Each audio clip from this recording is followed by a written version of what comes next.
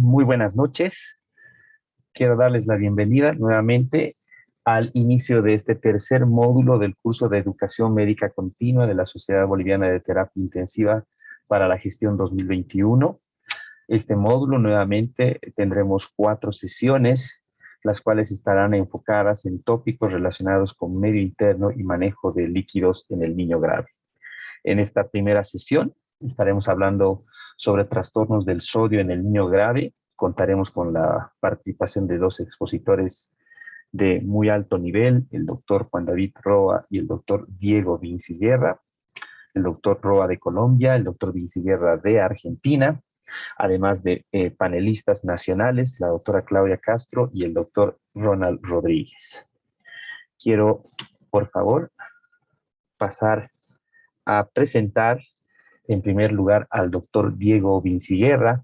El doctor es pediatra especialista en cuidados intensivos pediátricos, acreditado por la Sociedad Argentina de Terapia Intensiva, con una maestría en políticas públicas expedida por la Escuela de Gobierno de la Universidad Austral de la Ciudad Autónoma de Buenos Aires, asesor en Dirección de Niñez y Adolescencia del Ministerio de Salud de la Provincia de Buenos Aires, además de coordinador del curso de la especialidad en terapia intensiva pediátrica, avalado por la Sociedad Argentina de Terapia Intensiva, médico de planta de la Unidad de Cuidados Intensivos Pediátricos del Hospital General de Agudos Durán de la República de Argentina, además miembro de la Sociedad Argentina de Terapia Intensiva, Sociedad Latinoamericana de Cuidados Intensivos Pediátricos y el Grupo Europeo de Simulación Clínica, disertante y autor de varias ponencias y artículos publicados en diferentes revistas científicas. Es un honor, doctor Vinciguerra, poder contar con su participación el día de hoy y el tópico que nos va a presentar relacionado al contexto de la hiponatremia en el paciente pediátrico crítico. Adelante, doctor. Muchas gracias, Vladimir. Muchas gracias por la invitación a los organizadores, las organizadoras. Vamos a hablar un poquito de hiponatremia. Vamos a compartir pantalla.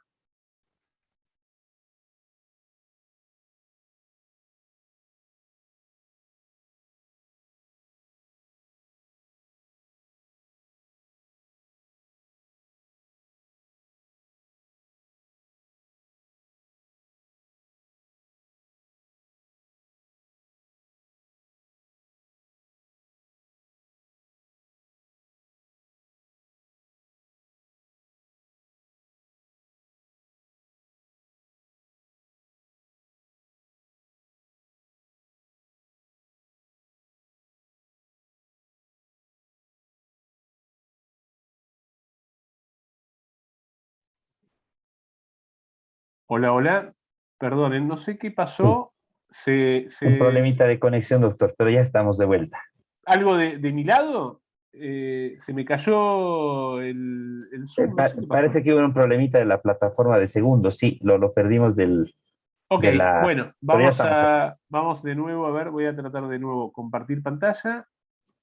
Ahí ven mi pantalla, ¿verdad? Perfectamente. Es un poco desordenado mi escritorio, pero vamos a presentar. Ahí va. Bueno, vamos a hablar un poco de hiponatremia. Les estaba diciendo, perdón, muchas gracias a la organización del evento, al doctor Vladimir, y así sin más nos metemos en el tema que nos trae hoy. Un pequeño repaso, que a mí siempre me preocupan estas cosas, que uno no las tiene tan frescas en general. Las fuerzas osmóticas son las que determinan el movimiento de agua entre compartimientos. En cada compartimiento existe un soluto predominante que, al estar restringido ese compartimiento, sirve para mantener el agua en el mismo. Entonces tenemos que tener en cuenta, ¿no?, que eso es lo que es la osmolaridad, digamos, es esa fuerza de atracción hídrica que ejerce un soluto. Una fórmula que hay que tener siempre en cuenta es la fórmula de la osmolaridad plasmática, que uno la tiene que tener presente hasta el día que está muy viejito y ya no se acuerda de nada. Bueno, esta es una de las pocas fórmulas que creo que hay que acordarse en general hasta el fin de los días, igual que la dosis de adrenalina. Después todo lo demás, bueno, uno ya sabe que no se lo acuerda del todo. Y la fórmula era esta: 2 por sodio más potasio, más glucemia en milimoles por litro, todo va en milimoles por litro, más urea en milimoles por litro. Esa es la osmolaridad plasmática.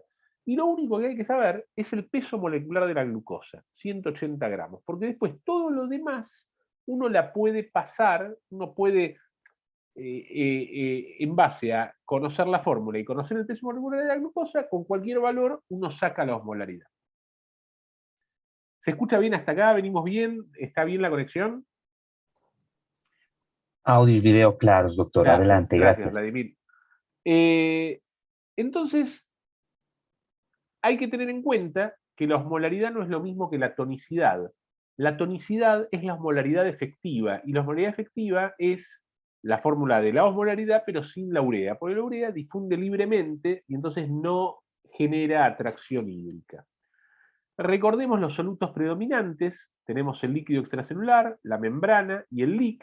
Acá tenemos 140 equivalentes por litro de sodio. Es el principal soluto del medio extracelular.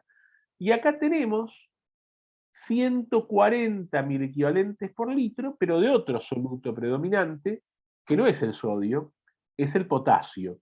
Pero hay 140 adentro, 140 afuera, y eso mantiene la electroneutralidad y el gradiente osmótico se mantiene en equilibrio.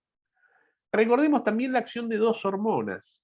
Por un lado, la hormona antidiurética, que la secreta la neurohipófisis, y tiene dos estímulos fundamentales: la contracción del volumen arterial efectivo, y eso está dado por varoreceptores del callado aórtico, y el aumento de la osmolaridad plasmática, y eso se sensa por osmoreceptores a nivel hipotalámico. Cualquiera de las dos cosas, o que te deshidrates un poco, te contraigas de volumen, o te comas un paquete de papas fritas y empiece a aumentar un poco la natremia y la osmolaridad plasmática, cualquiera de las dos cosas estimulan la hormona antidiurética, que lo que hace es retener agua libre. Hay que tener en cuenta que uno de estos dos estímulos es muy potente, pero no tan fino. El estímulo de la contracción de volumen es un estímulo que se dice que es a todo o nada. Con un 1% no te secreta antidiurética, con 2% de contracción tampoco, 3% tampoco, con 4% de contracción de volumen se secreta mucha hormona antidiurética, ¿sí? Una respuesta de tipo de todo o nada. En cambio, los osmoreceptores, el estímulo osmolar, es muy, muy fino, pero secreta poquita cantidad, ¿sí? Entonces se mantiene la natremia en el rango normal. ¿Qué es lo que hace la hormona antidiurética? Bueno, va a retener agua libre y concentra la orina. Ante conflictos, ¿qué va a primar de los dos estímulos? El estímulo de volumen. La secreción máxima de hormona antidiurética producirá retención de agua libre y eliminación de orina concentrada al máximo. El déficit total va a producir pérdida de agua libre y eliminación de orina completamente diluida. La otra hormona que conviene recordar es la aldosterona. Bueno, esta se secreta por el eje renina-angiotensina-aldosterona, que está activado por disminución del volumen arterial efectivo. ¿Qué hace? Reabsorbe agua, cloro y sodio y estimula la secreción de potasio y protón a nivel distal. Esto te va a dar el ionograma urinario invertido característico de la contracción de volumen: más potasio que sodio urinario.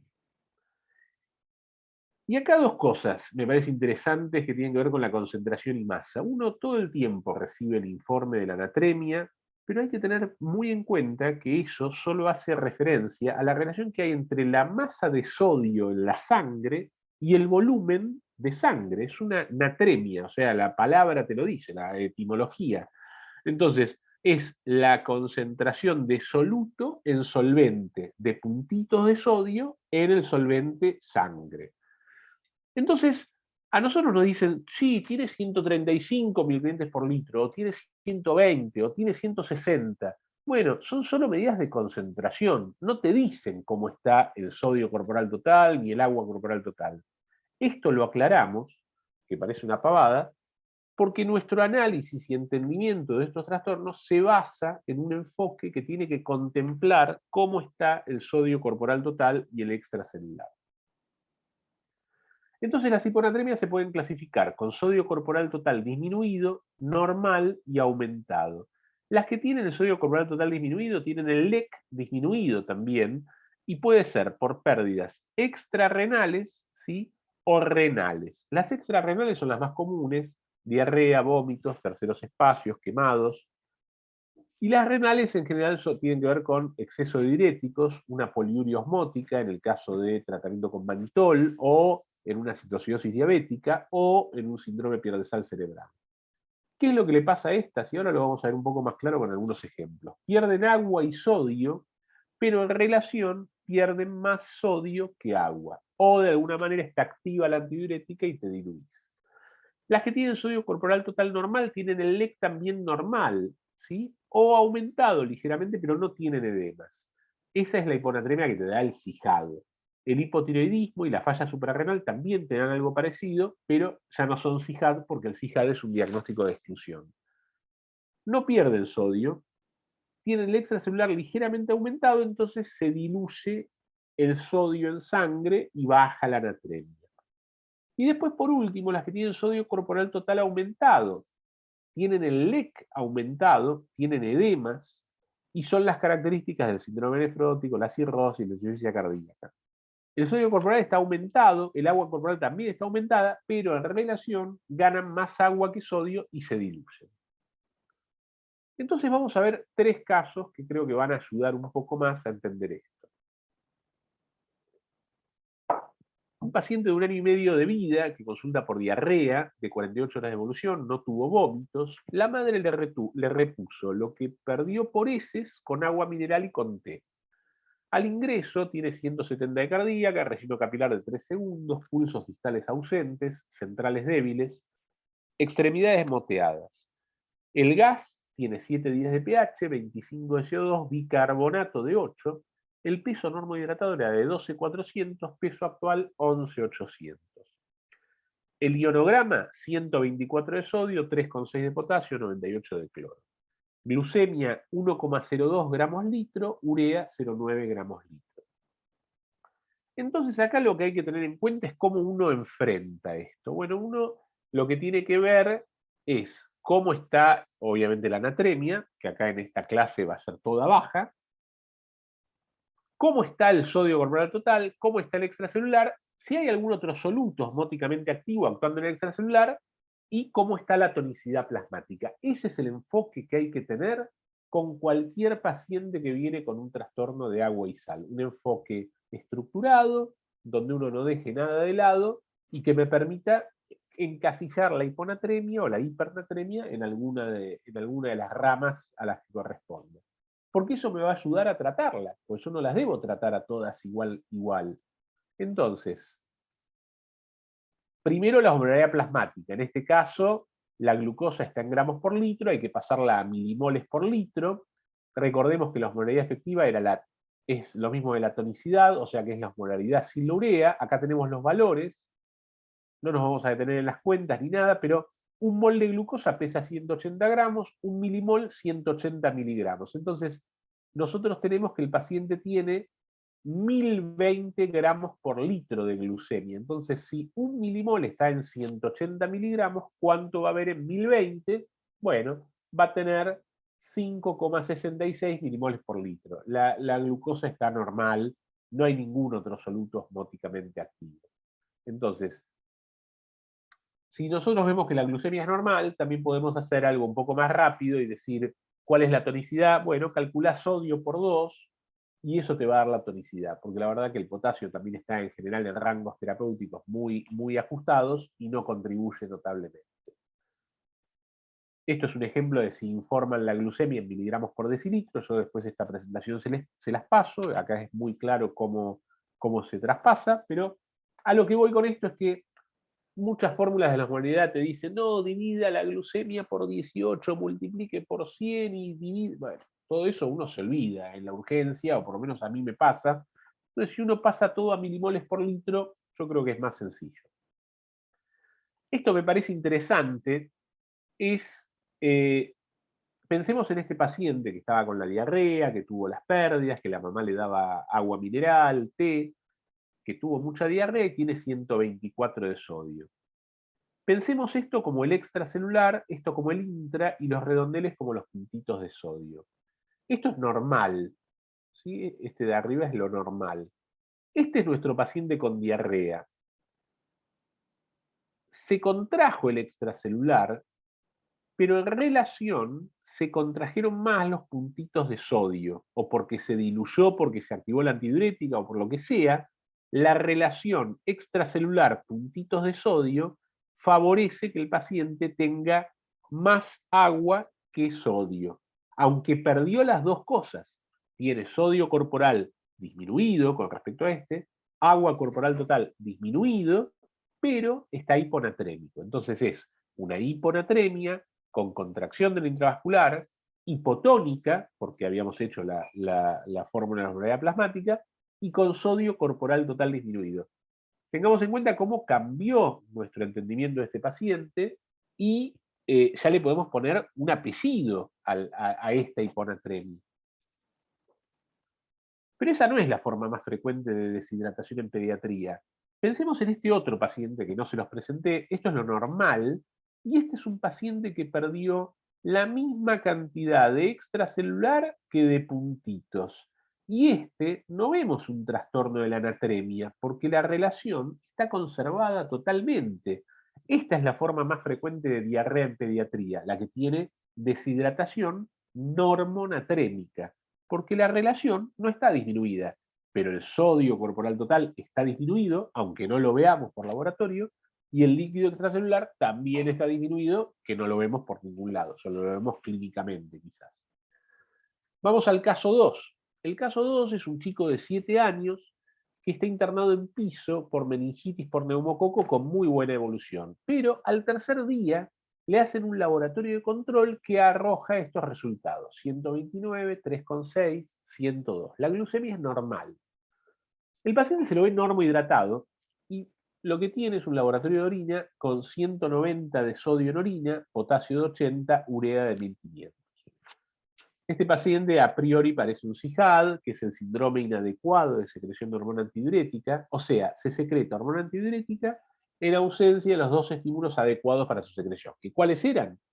Eran la contracción de volumen y la hipertonicidad plasmática. Es uno de los principales trastornos del medio interno en los pacientes internados y te produce hiponatremia con LEC normal y sodio corporal total normal. Se asocia a meningitis, otros trastornos del sistema nervioso central, neumonía, algunas drogas, dolor y vómitos. Los criterios diagnósticos son hiposmolaridad plasmática, osmolaridad urinaria mayor de 100 miliosmoles litro en el contexto de hipotonicidad plasmática, natriuria mayor a la anatremia, euvolemia, función tiroide y suprarrenal normal. Pues si tenés hipotiroidismo, ya no es una hiponatremia de un SIHAD, sino es una hiponatremia asociada al hipotiroidismo. Nuestro paciente, en este caso es interesante que la osmolaridad urinaria sí contempla la urea, porque no difunde libremente, tiene 565 de osmolaridad urinaria, con una osmolaridad plasmática de 2,58, o sea, tiene el doble de osmolaridad urinaria que plasmática. El paciente está concentrando inapropiadamente la orina ante hiponatremia plasmática. ¿Por qué hace eso? Bueno, hay algo que no está bien.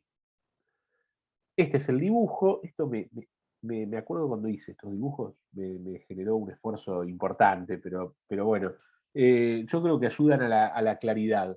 La verdad que no soy muy bueno con el PowerPoint, pero yo creo que van. Este es nuestro paciente, no es nuestro paciente, este es un caso normal, y este es nuestro paciente con SIHAD. El extracelular está ligeramente expandido, pero no vemos edemas. Si vemos edemas es otra cosa. Y los puntitos de sodio están conservados, son los mismos que hay acá. Es nuestro paciente que tiene una hiponatremia, se diluyó, hipotónica, ¿sí? Con sodio corporal total normal, tiene los mismos puntitos que acá, y con el intravascular ligeramente aumentado. ¿Podría haberse tratado este paciente de un síndrome pierde-sal cerebral? Bueno, puede ser. Es interesante la evolución del pierde-sal cerebral, descrito por primera vez por Peters en 1950, describía hiponatremia y natriuresis en pacientes neurológicos. Schwartz, en el 57, ¿qué hace? Describe un síndrome muy parecido, pero le llama CIHAD, en pacientes con carcinoma broncogénico. A partir de ahí, en PubMed, nadie más habla de pierdesal cerebral, hasta que en el 81 Nelson describe hiponatremia en pacientes neuroquirúrgicos caracterizada por contracción de volumen y balance negativo de sodio urinario. Y esto es interesante, este gráfico, la fisiopatología distintiva de un pierdesal, de un CIHAD y de una hiponatremia hipovolémica. Lo que cambia muchas veces es el evento primario. En la hiponatremia hipovolémica, lo que disminuye primero es el volumen arterial efectivo, eso genera estímulo de aumento de vasopresina, eso retiene agua, eso te da hiponatremia. En el CIHAD, el evento primario es el estímulo y la secreción de hormona antidiurética, retiene agua, se expande y te pone hiponatrémico. En el pierdesal, el evento primario es la pérdida renal de sal, te deplesionás de volumen, estimulás la hormona antidiurética, la vasopresina, te deplesionás de volumen y te da hiponatremia.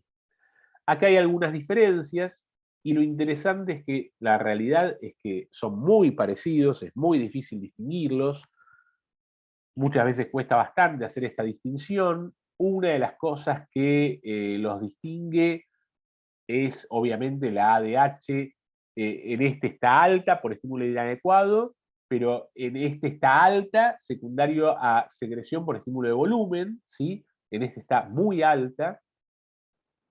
Los factores natriuréticos en este están altos o normales, en este están altos. La diuresis en este está disminuida, pero a veces tampoco es tan claro. En este sí está aumentada. Y lo que sí los distingue es la corrección de la hipouricemia tras corregir la hiponatremia. No corrige en el pierdesal, sí corrige en el CIHAD. La realidad es que el tratamiento es distinto, pero muchas veces uno en un CIHAD hace una prueba terapéutica con solución fisiológica y evalúa la respuesta. En el pierdesal se trata con reposición de agua y sal, en el CIHAD lo que hay que hacer es restricción hidrosalina. Vamos al caso 3. El caso 3 es un paciente de 1 año vida, y este es el último caso, que lo trae a la madre, la consulta, lo trae a la consulta a la madre porque lo nota hinchado. Tiene proteinuria, 3 cruces, edemas clínicos, en el laboratorio tiene una albúmina muy baja, 1,8, el gas sin particularidades y tiene un iono de 125, 3,7 y 95. La glucemia es de 80. En 2 palabras, es un síndrome nefrótico, tiene la proteinuria en rango, hipoaluminemia marcada, edemas e hiperlipidemia. Es interesante la fisiopatología del nefrótico y cómo produce este tema del trastorno del medio interno. La hipoaluminemia severa va a producir disminución marcada de la presión oncótica plasmática. Esto te va a generar que el agua se vaya del intravascular al intersticio, eso te va a dar edemas, pero esta agua que se escapa del intravascular lo que va a producir es que el riñón perciba, pará, tengo poca agua en el intravascular, algo pasa, voy a retener agua y sal, secreto hormona antidiurética, secreto aldosterona, porque el riñón percibe que está contraído, entonces reabsorbe agua y sal y eso perpetúa los edemas. El gráfico de esto es este, el normal, y este es un paciente que está el extracelular expandido y aparte tiene más puntitos de sodio que el anterior. Pero sin embargo, la relación da para que esté hiponatrémico. Entonces el paciente tiene una hiponatremia hipotónica, porque haces los cálculos de moralidad, te da hipotónica, con sodio corporal total aumentado y LEC aumentado. Eso es característico del nefrótico, la insuficiencia cardíaca, la cirrosis. Y ya vamos terminando esta primera parte. A muchas personas les da más miedo subirse a un avión que internarse en un hospital. Eso es verdad. Sin embargo, ¿no? O sea, un informe que citamos todos es el informe de Errores Humanos del 99-2000, donde determinan que el error médico es la 7ª causa de muerte en Estados Unidos, ¿no? O sea, no sé cómo será en otros países, pero en Estados Unidos la 7ª. O sea, ahí esa gente son más letales que el cáncer, ponele. O sea, nosotros, yo no sé, espero no ser tan letal, pero debo andar por ahí. Cuestión, ¿esto a qué nos lleva? a que hay que pensar en el tratamiento que le ponemos a estos pacientes, porque el tratamiento a veces puede ser peor que la enfermedad. Uno debe dirigir el tratamiento a tratar la enfermedad de base, ¿no? No tratar un número en general. Debe restaurar el intravascular, en el caso de un contraído, restricción hidrosalina en caso de sobrecarga. Porque tiene riesgo el tratamiento. El tratamiento tiene riesgo. La hiponatremia aguda también tiene riesgo. Podés tener convulsiones, pero si no tenés convulsiones, vos dirías que es una hiponatremia crónica, que está adaptada. Entonces, el tratamiento de la hiponatremia en las formas crónicas, lo que tenés que hacer es no aumentar la natremia más de 12 miliequivalentes por litro por día. ¿Sí? Corregir no más de 2 milismoles hora en 48 horas, si es crónica. Porque el riesgo que te puede dar tratar una hiponatremia crónica en forma aguda es la mielinolisis pontina, o sea, el aumento rápido de la osmolaridad con un medio intracelular ya adaptado a la hipotonicidad, te produce salida de agua de las células y desmineralización osmótica. Esto te da paraparesia, cuadriparesia, disartia, coma. Y acá vamos a ver este gráfico que está muy bien, pero hay uno que me parece que es un poco más claro. Fíjense esto. Esto es una situación normal, ¿no? Donde el paciente no le pasa nada. Este es el extracelular, este es el intra, el agua está en equilibrio, no se mueve para ningún lado, se mueve en ambas direcciones. Acá el paciente se pone hipotónico plasmático, por lo que sea, 124 de sodio. Fíjense, bajaron los puntitos de sodio en el extracelular. El intracelular, entonces, ¿qué es lo que pasa? Entonces, si acá está hipotónico, el agua tiende a ir por gradiente de osmolaridad. Va a ir de donde hay menos tonicidad a donde hay más tonicidad. Entonces, acá pasa algo. Dice, uy, las células del cerebro dicen, ¿qué está pasando? ¿Por qué está entrando toda esta agua? Me estoy hinchando. Entonces, ¿qué es lo que hacen? Bueno, lo que hacen para no hincharse tanto, agarran y dicen, ¿por qué? ¿Por qué sucede esto? Entonces, lo que tengo que hacer es deshacerme de osmoles y diógenos, por ejemplo, porque yo no necesito tanta agua y no me conviene que venga tanta agua al intracelular. Entonces se deshace de un montón de osmoles y diógenos. Acá hay menos, acá no debe haber cita, acá hay menos. Entonces, lo que termina sucediendo, viene una persona con un espíritu de ayudar, dice, bueno, esta hiponatremia, acá estos 3 puntitos lo vamos a tratar con un montón de una bomba de agua y sal. Entonces te tira una bomba hidrosalina y lo que sucede es que este intracelular que se liberó ya bastante de estos osmoles y diógenos, se desprendió del inositol y demás, no puede hacer frente a esta sobrecarga hidrosalina, entonces el agua se va del intracelular al extracelular. Y lo que termina pasando es que esas células del intracelular se desgarran y te da la mielinolisis pontina. O sea, esto está dado por un tratamiento inadecuado, agudo, en una situación donde el paciente ya se adaptó. La adaptación está dada justamente porque cuando empezó a censar que había ingreso del agua, del extra al intra, se desprende de osmoles y diógenos. Pero después, ojo, porque ya es un intracelular que no protege su agua del intracelular, porque se desprendió de un montón de osmoles. Si vos le tirás una bomba de sal, lo complicás mucho. Bueno, eso fue todo. Espero haber sido más o menos claro, y si no, espero sus comentarios, intervenciones y preguntas cuando el doctor Vladimir lo disponga.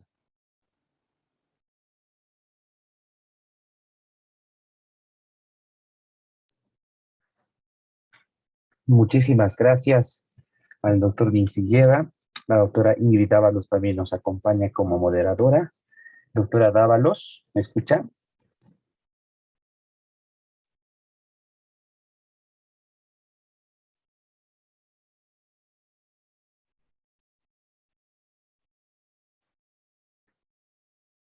Bueno, doctor Vinciguerra, la verdad queremos agradecerle primero la presentación muy didáctica, muy práctica, fabulosa. Le agradecemos también el habernos compartido la información en formato PDF.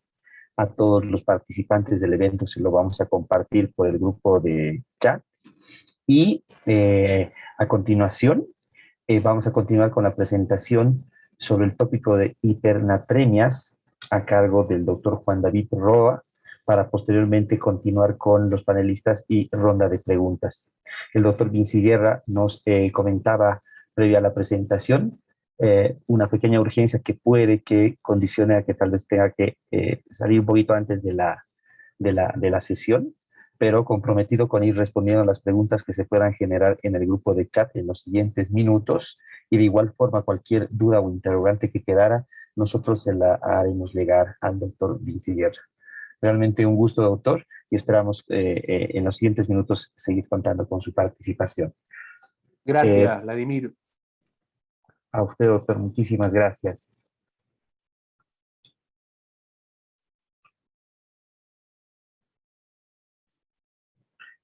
A continuación, vamos a tener la participación del doctor Juan David Roa Giraldo. El doctor es neurointensivista pediatra con formación en la Universidad Nacional de Colombia y la Universidad de Northwestern, epileptólogo con formación en la Universidad Autónoma de Barcelona, líder de Semilleros de Investigación, una fundación universitaria de ciencias de la salud. Trabaja en la unidad de cuidados intensivos pediátricos de la Fundación Hospital de la Misericordia de Bogotá, Colombia, y es miembro del Comité de Cuidado Neurocrítico de la Red Network en Latinoamérica. Es un honor, doctor Juan David Roa, poder contar con su participación en este evento, y el doctor Roa nos estará hablando sobre el tópico de hipernatremias en el paciente grave. Doctor, lo dejamos con su presentación. Adelante. Bueno, muchísimas gracias. Mientras comparto la pantalla, muchas gracias al doctor Vinci Guerra. Ese es uno recibe esta disertación, esta clase de estudiante, de interno, de residente, de fellow, de más allá de información, y siempre, cada que uno la recibe, y sobre todo cuando recibe con esa claridad, se da cuenta uno que aprende un poquitico más. Entonces, pues muchísimas gracias por refrescar, además que me ayuda un poquito en lo que vamos a hablar a continuación, y es hipernatremia en el paciente crítico, especialmente en algunas cosas pensando en cerebro. No tengo conflictos de interés para esta presentación que declarar. ¿Qué vamos a hacer en estos minutos? Vamos a repasar algunos de los mecanismos de control de sodio y agua en el organismo. Ya el doctor Vinciguerra nos adelantó gran parte de esto, pero especialmente vamos a tratar de entender un poquito esas implicaciones del sodio y de la hipernatremia dentro del cerebro. ¿Cuáles son los diferentes tratamientos que podemos dar a los fenómenos asociados a la hipernatremia y esto qué implica para ese cerebro? Y además entender el sodio como un elemento protector en pacientes con trauma craneoencefálico y lesión neurológica aguda. Y en esto quiero hacer una pausa especial, y es decir que el sodio como un elemento protector no es tener un montón de sal en el cerebro. Y eso es algo que hemos venido viendo desde que las guías de trauma craneoencefálico y la evidencia nos ha venido mostrando que las soluciones hipertónicas tienen un papel importante en neuroprotección y en limitación de edema, pero esto ha hecho también que hayamos virado un poco y estemos utilizando de manera indiscriminada muchísimas veces sodio como parte de tratamiento, cuando probablemente no se necesite, y que por otro lado podría ser incluso deleterio, y eso es algo que hemos tratado de hacer y hemos estado tratando de hacer dentro de la red de investigación y las redes globales, tratando de determinar muy bien hacia dónde tenemos que ir con ese sodio. Vamos a empezar, al igual que el doctor, con unos casos clínicos. Entonces, pensemos que estamos un domingo en la tarde en la unidad de cuidado intensivo, más o menos tranquilo, nos anuncian tres pacientes igualitos.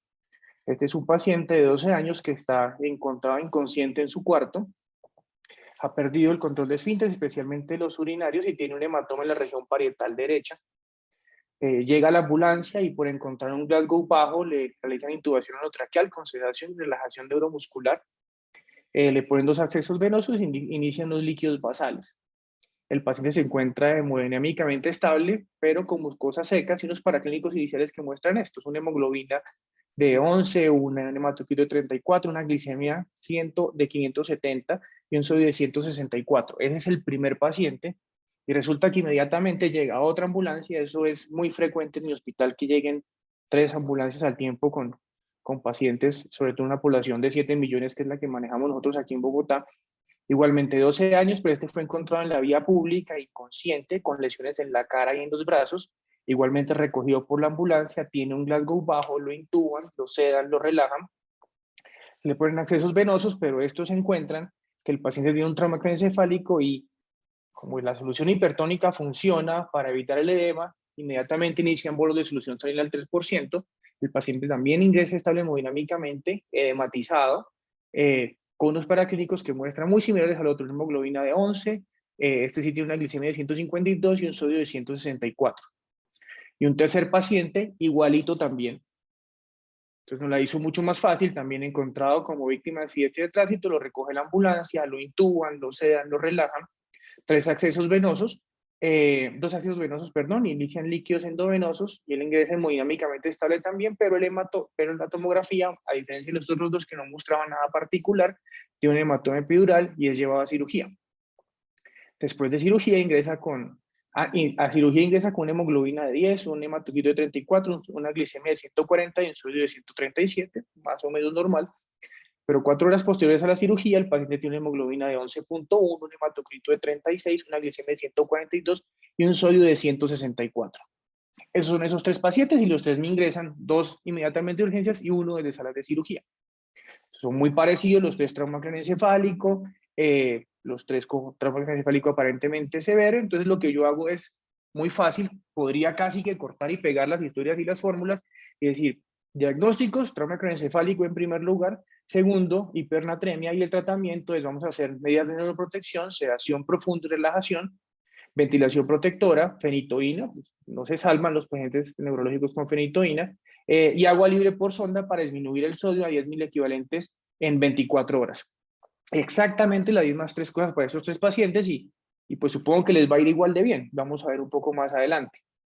Entonces, algunas generalidades en eso. Entonces, hipernatremia es cuando yo tengo el sodio mayor de 145 milimoles por litro, con una particularidad es que esto implica hipertonicidad e hiperosmolaridad, teniendo en cuenta que lo que voy a tener es una deshidratación celular en parte. ¿Y por qué deshidratación celular? Porque yo tengo unos compartimientos en los cuales yo puedo mover ese sodio. Yo tengo capacidad de intercambiar ese sodio, porque yo tengo un sodio que lo puedo cambiar y otro que no. Entonces esos compartimentos corporales me van a permitir intercambiar ese sodio, pero como explicaba el doctor hace un rato, si yo tengo ese desbalance con sodio aumentado, necesariamente la célula va a tener que empezar a perder agua para tratar de contrarrestar ese sodio aumentado en plasma. Entonces, lo que yo tengo es un medio normal, como este, una osmolaridad extracelular de 280 con un sodio de 140 y una osmolaridad intracelular también de 280, y esto se mantiene de esa manera equilibrado gracias a, pues, a bombas de sodio-potasio, algunas bombas y canales iónicos, y eso es lo que pasa. Pero cuando tengo hipernatremia, lo que va a pasar es que este compartimento intracelular, como ustedes ven acá, va a empezar a perder esas cantidades de líquido para tratar de contrarrestar esto. Esto independiente de lo que está pasando dentro del espacio extracelular, y por eso es muy importante. Entonces, una de las cosas que yo tengo que empezar a definir es qué pasa con ese volumen. Bueno, entonces ese sodio se distribuye y se distribuye de una manera diferente, y algo importante es que yo tengo unas concentraciones intracelulares de sodio, y esas concentraciones varían dependiendo de las células. Entonces, por ejemplo, en el glóbulo rojo va a tener unos 20 milimoles por litro, en el plasma obviamente 135, 145, en las nefronas pueden ser más o menos entre 5 y 10, y en las neuronas varía entre 5 y 15. Entonces, ¿qué quiero hacer yo? Énfasis en esto es que las neuronas sí tienen una variación en esa concentración de sodio, y realmente lo más importante del sodio dentro de la neurona es que el sodio en la neurona me va a ayudar a desatar ese potencial de acción. Y yo tengo neuronas diferentes, como lo vemos acá, células de Purkinje, unas células corticales, unas células estrelladas, y cada una de estas tiene niveles de sodio intracelular distintos y va a ayudar a producir potenciales de acción, como ven ustedes acá, diferentes, dependiendo de la neurona de la que estemos hablando. Y aquí ven ustedes una ecuación súper sencilla, cualquiera que estudie medicina la resuelve sin problema, donde realmente el que me está ayudando más a modular esa actividad neuronal va a ser el sodio. Obviamente tenemos potasio, pero en todas las constantes de las ecuaciones que me ayudan a mí a saber cómo es esa corriente que despolariza esa célula, siempre está el sodio. Entonces el sodio, más allá de ayudarme a aumentar o disminuir el edema, también es un elemento fundamental en la función de esa neurona. Entonces no es raro que una de las cosas que nos decían nosotros siempre es, oiga, ponga cuidado si tiene alteración de conciencia, porque la alteración de conciencia puede ser un reflejo de una alteración en el sodio. Si usted tiene un sodio bajito o un sodio alto y tiene alteración de conciencia, ponga cuidado, porque lo que va a pasar más adelante si sigue bajando es que va a convulsionar. Eso quiere decir que definitivamente esa neurona necesita ese sodio para funcionar bien. Entonces, cuando hablamos de sodio y hablamos de sodio y cerebro, tenemos que hablar mucho más allá de limitar o disminuir o aumentar el edema, y pensar que realmente ese sodio también me está ayudando a ese funcionamiento neuronal. Me puedo aumentar de manera anómala la actividad neuronal con el aumento del consumo de oxígeno que eso tiene, también me lo puede disminuir. Entonces esa parte es muy importante entenderla para saber que ese sodio es mucho más allá que el agua dentro del cerebro, sino que realmente es la función cerebral misma la que se está afectando. ¿Cómo se regula esta osmolaridad? El doctor lo decía perfectamente. Entonces tenemos algunos receptores, algunas sustancias, tanto cerebrales como renales. Entonces, no solamente el cerebro me regula ese sodio, no solamente el cerebro funciona con ese sodio, sino que además de eso, también es capaz de controlar qué tanta sodio y tanta agua tengo en el cuerpo, y esa es la acción de la antidiurética. ¿Qué hemos aprendido últimamente? ¿Qué tenemos de nuevo dentro de eso? Entonces hemos descubierto, esto todavía está dentro de estudio, unos receptores que son receptores de vaniloides transitorios, que se ubican dentro de las neuronas, especialmente en los mismos núcleos que nosotros conocemos de regulación de la antidiurética, que es supraóptico y paraventricular, aquí en el hipotálamo. Pero ¿qué hacen estos? Con algunos estímulos, o bien con el cambio en la osmolaridad, o bien con el cambio en la presión, como decía el doctor hace un rato, ellos también son capaces de cambiar su conformación y permitir la liberación de esa antidiurética. Pero no solamente con eso, sino que existen otras cosas que también me los afectan, como el dolor, la temperatura, o los mismos cambios estructurales que se producen cuando esa célula se reduce de tamaño por deshidratación hiperosmótica, o aumenta de tamaño por aumento en esa tonicidad. Entonces, estas son algunos cambios importantes, y también me dicen, no solamente es esa presión la que me está ayudando a regular el sodio, sino que también es el dolor y también la temperatura. Si en estos pacientes neurológicos, otras cosas que yo también tengo que manejar es ese dolor y esa temperatura. No solamente va a aumentar el consumo de oxígeno, sino que adicionalmente me va a producir cambios en la concentración de agua y en la concentración de sodio solamente por eso. Entonces, cosas importantes de entenderlo, y lo que les mostraba yo acá. Entonces, no es solamente pensar que ese capilar, cuando tengo alteraciones en la osmolaridad, va a ayudar a que se produzca y aumente ese edema cerebral, sino que adicionalmente también me va a producir alteraciones en la conducción de esas neuronas. Entonces, por varias razones por las cuales el sodio es importante para ese cerebro. Y por eso es que por varias razones por las que yo tengo que decir, ese sodio es importante tenerlo normal. No es pasarme en las concentraciones de sodio, ni mucho menos disminuir drásticamente las concentraciones de un paciente. Y asimismo, ese cerebro con esa antidiurética es capaz de coger esas acuaporinas que se encuentran en esa célula renal y empezar a regularme el volumen urinario y la concentración urinaria. Entonces le vamos a aportar otro punto importante al manejo del sodio, y es la orina. Entonces yo estoy regulándolo con la ingesta o con la administración que estoy teniendo, y aparte de eso, también estoy regulándolo con la orina, y por eso la orina es tan importante, especialmente en el manejo de estos pacientes con hipernatremia. Entonces, ¿cómo se regula y cómo regula el cerebro? Tenemos varias cosas. Tenemos por un lado la hormona antidiurética, vasopresina, con esa osmolaridad plasmática que se va a modificar o con la osmolaridad o con la hipervolemia o la hipotensión, con esa parte, pero pues también, como les decía, también se puede regular por el dolor y también se puede regular por la temperatura, cosas que tengo que manejar muy bien en mis pacientes, pues en general en todos, pero particularmente en los pacientes neurológicos. Y por otro lado, está todo lo que yo estoy consumiendo y eliminando por ingesta, la regulación de la absorción y los líquidos que estoy administrando, y aparte de eso, lo que estoy eliminando, bien por una eliminación normal asociada a esos estímulos, renin-angiotensina aldosterona, vasopresina, péptido natriurético atrial y péptido natriurético cerebral, que me van a ayudar a regular esa osmolaridad plasmática y ese manejo del sodio y del agua. Entonces, cuando yo me enfrento a un paciente que tiene un problema de hipernatremia, y especialmente es un problema de hipernatremia asociado a un compromiso cerebral, tengo que tener los puntos clave en cuenta, y lo primero, como les decía, es que el sodio es muy importante para el cerebro. Aparte de eso, el sodio también es importante para la homeostasis de los líquidos corporales, así que todos esos otros órganos más del cerebro también se van a afectar cuando no tengo un una buena disposición de ese sodio corporal, que el cerebro y el riñón son los órganos que determinan el comportamiento del sodio, del sodio y del agua corporal. Entonces, eso me va a generar algunos paradigmas también que quiero ponerlos acá como para acordarnos de cosas que hemos venido oyendo y que siempre tenemos como muy en la mente y que quizá no sean tan así. Entonces, una primera es que la hipernatremia es neuroprotectora y sí, el sodio es neuroprotector, pero la hipernatremia como tal no necesariamente me va a producir esa neuroprotección que yo estoy pensando. La segunda, me pasa en la unidad porque a veces ponemos catéteres centrales y veo pues que buscan catéteres centrales para la solución salina hasta el 3% y varias cosas. Yo no tengo por qué tener un paciente con solución al 3% todo el tiempo por el hecho de que tengo una lesión cerebral, primero. Y segundo, yo no necesito tener una vía central para hacerlo. Entonces, podría invadirle un poquitico menos y entender muy bien cuánto le voy a poner, cuánto necesita ese paciente y hasta cuánto lo voy a llevar. La otra, las correcciones de estudio deben hacerse lentas porque si yo lo hago muy rápido, el paciente tiene desmineralización osmótica o edema cerebral y eso tampoco es tan así. ¿De qué dependen esas correcciones? Del tiempo en el que se establece y más o más adelante la vamos a ver. Y la otra que también es frecuente y es que no se puede infundir agua libre por una vía venosa y eso tampoco es tan así. Yo puedo poner soluciones de agua libre a concentraciones bajitas por una vía venosa sin que eso sea un problema. Es decir, no todas las reposiciones de agua libre tengo que hacerlas por vía oral, sino que yo puedo hacerlas por vía endovenosa siempre y cuando sean concentraciones bajitas. Entonces sigo con esa aproximación clínica y cuando yo me acerco a ese paciente, a cualquiera de los tres que les mostraba hace un momentico, hay 4 preguntas que yo me tengo que hacer. Una primera, ¿ese paciente sí tiene una hipernatremia? Una segunda, ¿cuál es ese volumen de ese paciente? ¿Cómo está el volumen plasmático de ese paciente? Una tercera, ¿en cuánto tiempo se produjo esa alteración del sodio? Y una cuarta, finalmente, es, bueno, ¿y yo cómo voy a corregir ese problema?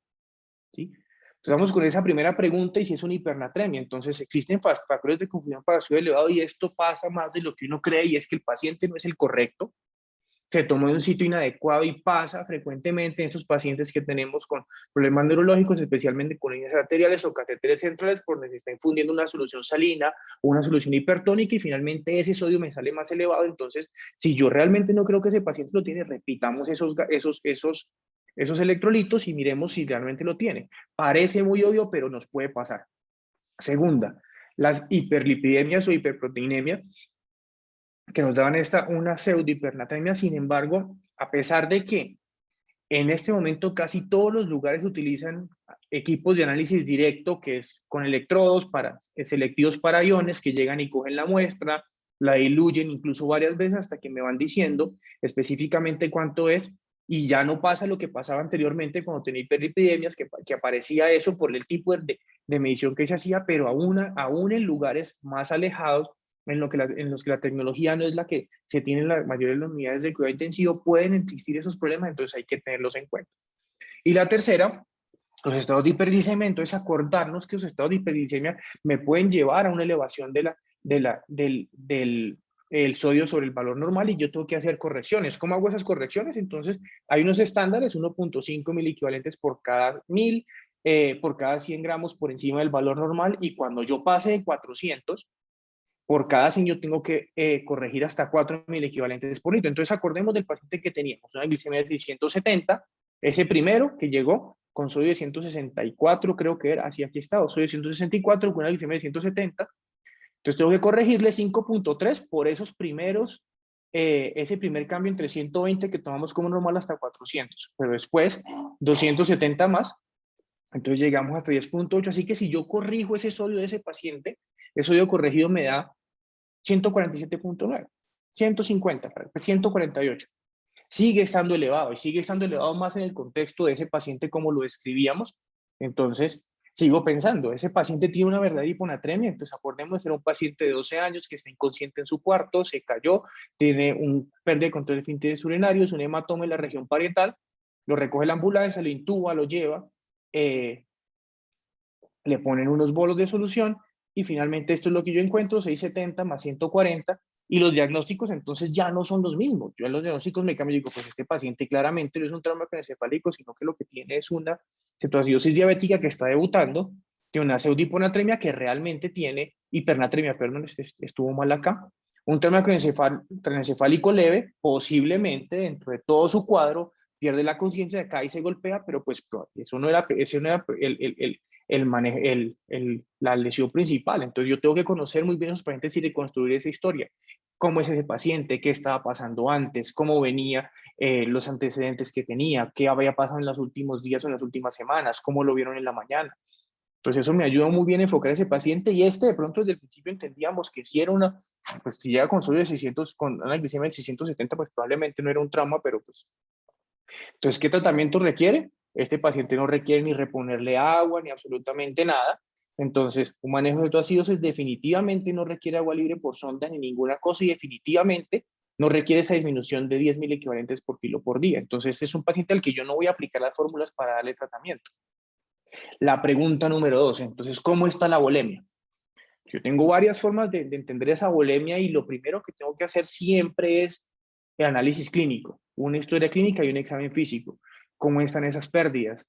¿Está perdiendo por piel, gastrointestinal, por orina? ¿Por dónde está perdiendo ese paciente? ¿Es un paciente quemado o no lo es? ¿Qué características tiene ese paciente? ¿Cómo es la diuresis? ¿Cómo venía siendo la diuresis? ¿Qué terapias instauraron? Entonces había unos pacientes a los que le habíamos dado unos bolos de solución hipertónica, eso también tengo que tenerlo en cuenta, y tengo que preguntar en el momento que me llega porque eso va a depender de cómo están las cosas, qué antecedentes tiene y qué cambios de peso ha tenido ese paciente.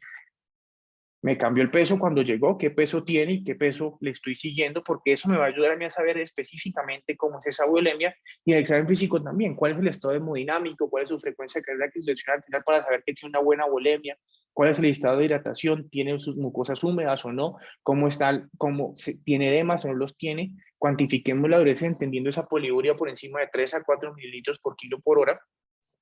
Y en este caso también es muy importante empezar a pensar en la osmolaridad urinaria y la densidad urinaria.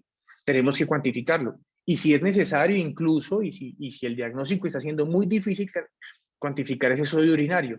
¿Qué tanto me ayuda a mí la osmolaridad urinaria? Me ayuda a saber qué tanto sodio estoy botando por esa diuresis. Muchos de los pacientes van a tener una poliuria, entonces yo necesito saber esa poliuria qué características tiene.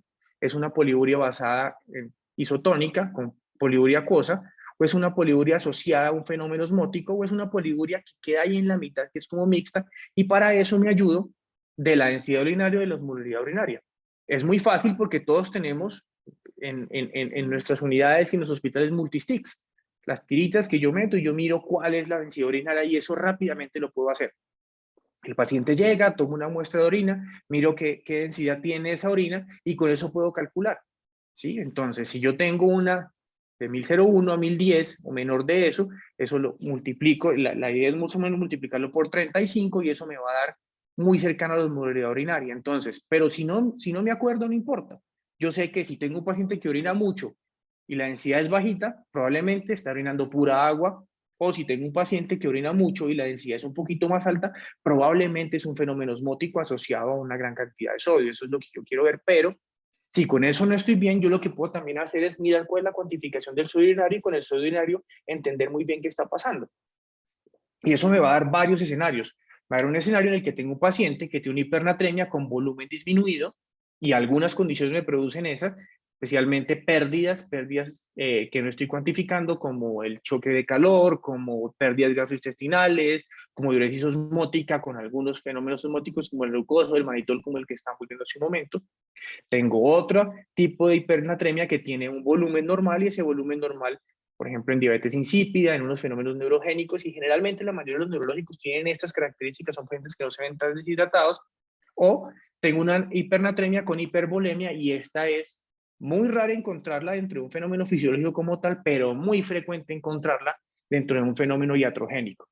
Entonces le pasé un montón de sal y precisamente pues tengo un paciente hipernatrémico con aumento de la volemia. Como este caso, el paciente tiene los 12 años, lo encuentran inconsciente en la vía pública, con lesiones en cada brazo, lo ven inconsciente, con un galgo bajito, lo intuban. Entonces el personal se acuerda que el sodio y los bolos de solución salina al 3% me ayudan al edema cerebral y no quieren que ese paciente tenga edema, así que le pasan bolos. Pero el paciente cuando llega, ya llega edematizado, llega una glicemia normal y con una hipernatremia. Resulta que en las primeras 2 horas de diuresis ese paciente hace una diuresis elevada de 5 mililitros por kilo por hora. Yo le miro la densidad y es una densidad urinaria normal, ligeramente aumentada incluso, y un sodio urinario elevado. Es decir, ese paciente me está botando un montón de agua, pero también me está botando un montón de sal, afortunadamente. Afortunadamente existe algo que es mucho más inteligente que el intensivista, mucho más inteligente que el nefrólogo, y es el riñón. El riñón es tan inteligente que lo que hizo fue, cogió todo ese volumen que se le puso y lo está eliminando rápidamente. Entonces lo que yo tengo que entender es muy bien qué está pasando fisiológicamente con ese paciente, porque cuando yo veo esto yo pudiera confundirme y empezar a poner una antidiurética o una vasopresina a un paciente que lo que necesita es déjelo orinar porque le pusieron un montón. Entonces también tengo que entenderlo, y eso cómo lo supe, entendiendo la volemia y entendiendo cómo se estaba manejando esa volemia con un riñón normal. ¿Qué hicimos con ese paciente? En general, estos pacientes los llevamos a la unidad y los monitorizamos, empezamos monitorización electroencefalográfica y vimos inicialmente un trazado lento, simétrico, pero poco a poco se fue organizando cuando le quitamos la sedación, porque también lo hacemos habitualmente, y bajamos sedaciones, miramos neurológicamente cómo está y rápidamente volvemos a iniciar si el paciente la necesita.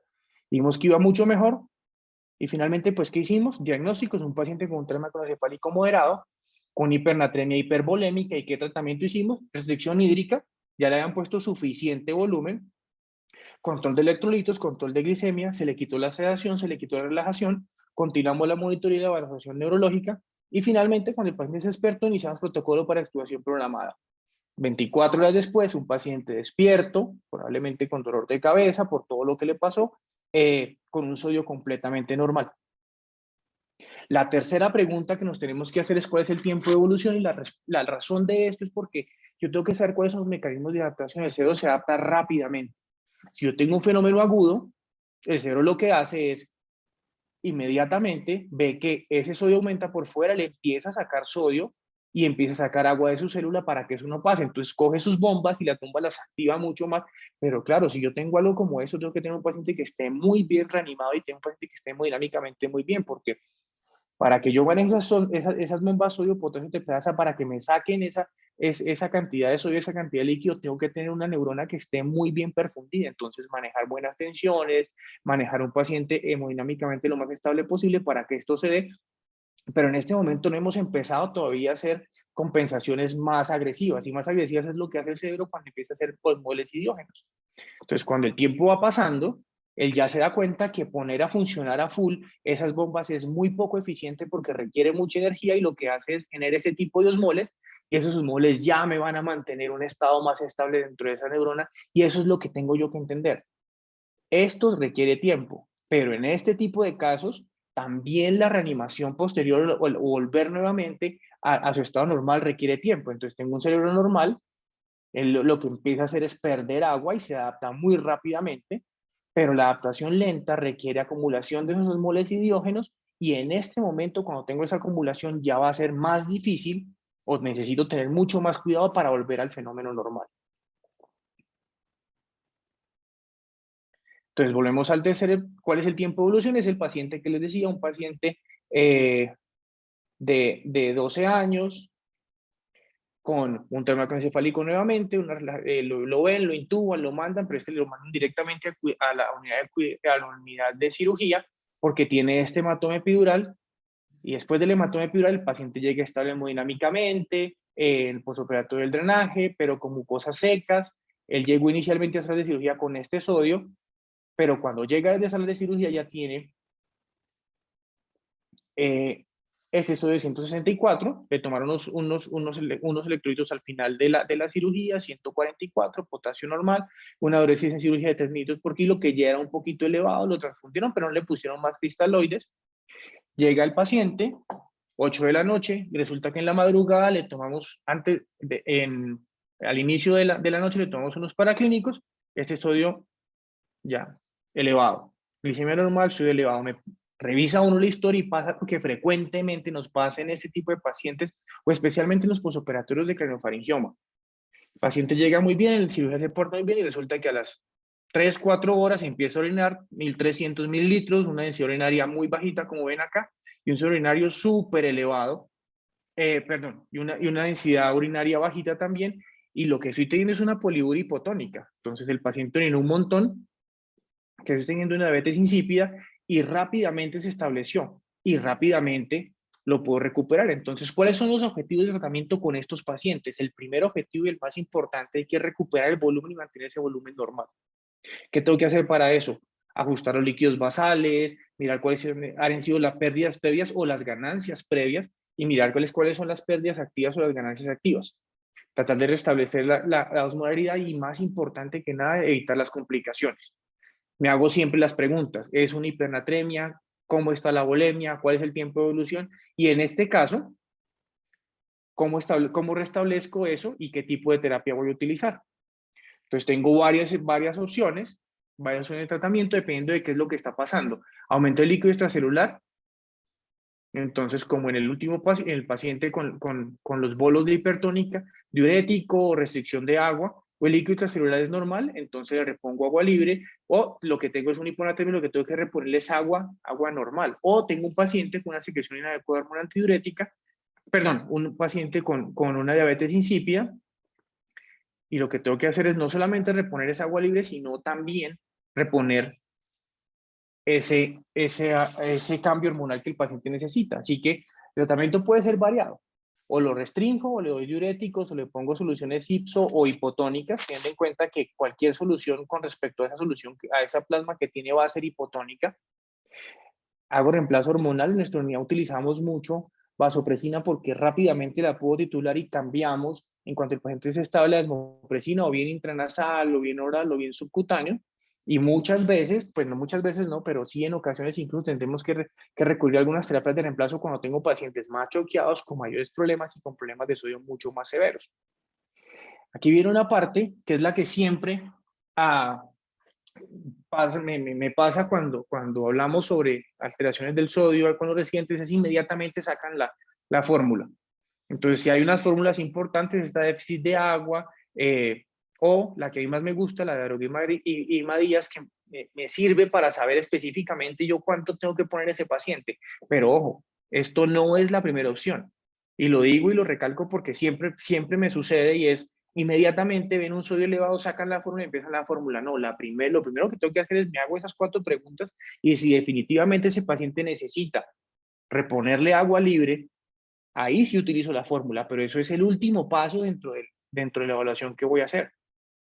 Entonces, con esto termino algunas conclusiones. Y primero, que el sodio más allá de ayudar en la formación y disminución del edema cerebral, juega un papel primordial en la función neuronal, que la hipernatremia es una protectora, pero mantengamos esos niveles de sodio lo más normales posibles, normal altos, no nos excedamos, sepamos muy bien en qué estamos manejando ese paciente. Tengamos en cuenta que si yo voy a poner soluciones hipertónicas, tengo que saber valorar a quién le estoy poniendo y por qué se las estoy poniendo cuando eso se necesita. Si voy a manejar un paciente con hipernatremia, evalúelo adecuadamente, respóndase las 4 preguntas, ¿sí? Y tengo que hacer las correcciones acorde con los tiempos de instauración. Si el tiempo es muy lento, yo lo hago muy lento, y si el tiempo es rápido, como el paciente que les mostraba, que se demoró 4 horas para pasar de 140 a 160, pues rápidamente también lo puedo disminuir. Y acuérdense que las fórmulas de reposición son el último paso en la línea de manejo. Quiero terminar esto con un pequeño aviso parroquial, algunos avisos. Entonces, en este momento, pues precisamente para entender muy bien qué está pasando y qué pasa a nivel mundial con el sodio y las reposiciones y el manejo de las soluciones hipertónicas en niños, estamos haciendo el proyecto SALTI. El proyecto SALTI es una colaboración entre Asia y América Latina. Tenemos en este momento más o menos 230 países entre Asia, América Latina y algunos países en Europa, que estamos buscando qué es lo que pasa con nuestros pacientes cuando estamos utilizando soluciones hipertónicas, especialmente en trauma craneoencefálico. Y los invito, el próximo 24 de noviembre tenemos el primer simposio de trauma craneoencefálico con pues nómina de lujo, muy buenos expositores tanto de Norteamérica, Europa y Asia y Latinoamérica. Entonces, extiendo la invitación a todos, y nuevamente pues quiero agradecer la invitación y pues a sus órdenes.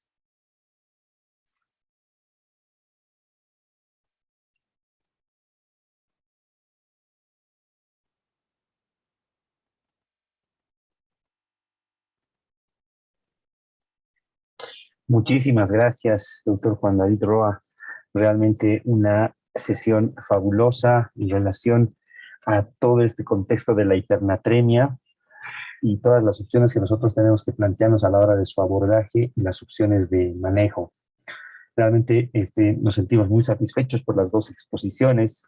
El doctor Vicín Guerra, como se comentó a través del chat, por razones de tiempo y actividad laboral, ya nos dejó en la sesión, pero vamos a dar paso ahora a la presentación corta de nuestros panelistas que nos van a comentar la experiencia que tenemos también acá en Bolivia y luego se pasará a responder la ronda de preguntas. Agradecerle nuevamente al doctor Roy y le pido por favor que nos pueda acompañar en la plataforma en los siguientes minutos. La doctora Ingrid Dávalos nos acompaña como moderadora. Ha tenido algunos pequeños problemas técnicos. Ahora, Ingrid, te cedo la palabra. Sí. Buenas noches. Dando continuidad al curso, vamos a continuar con el doctor Zonas Rodríguez. Un segundito, por favor.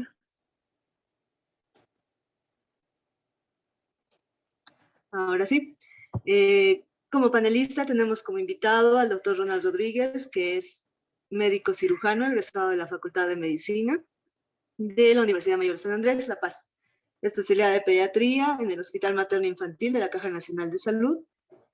Subespecialista de terapia intensiva pediátrica en el Hospital Materno Infantil de la Caja Nacional de Salud, La Paz. Fundador de la Unidad de Cuidados Intensivos Pediátricos del Hospital del Norte, El Alto. Actualmente es intensivista pediatra del Hospital Petrolero de la Caja Petrolera de Salud, La Paz. Posgrado en Educación Superior en la Facultad de Medicina de la UMSA y miembros de la Sociedad Boliviana de Terapia Intensiva y de la Sociedad Paceña de Terapia Intensiva Pediátrica.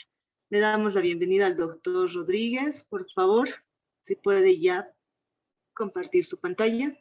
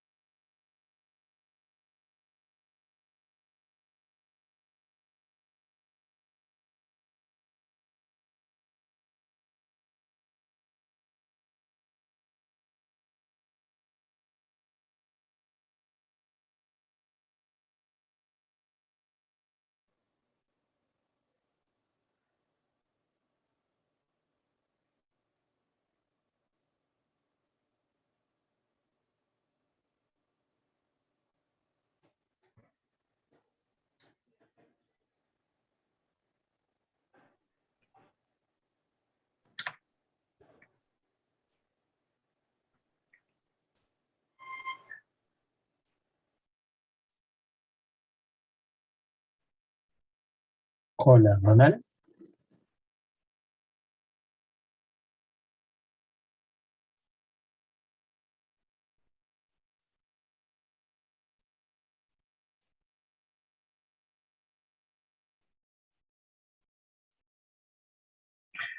Creo que Ronald está con unos pequeños problemitas técnicos. Vamos a dar paso, mientras tanto, a la participación de la doctora Claudia Castro. Ingrid, adelante.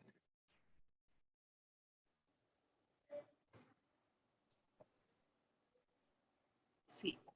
Bueno, esperamos que el doctor Rodríguez pueda solucionar su problema de conexión.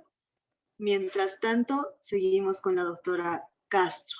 La doctora Claudia Castro Ausa, que es médico cirujana con formación en la Universidad Mayor de San Andrés de la UMSA, La Paz, Bolivia.